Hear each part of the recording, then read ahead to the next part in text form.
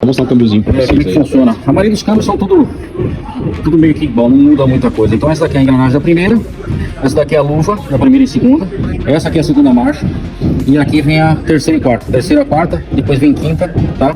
E essa aqui é a marcha ré. A marcha ré ela é feita justamente pela luva também da segunda marcha aqui. Então a luva, quando ela tá em neutro aqui, ela faz o engate. Os garfos estão aqui, ó. Aí aqui faz a ré, subiu, ó.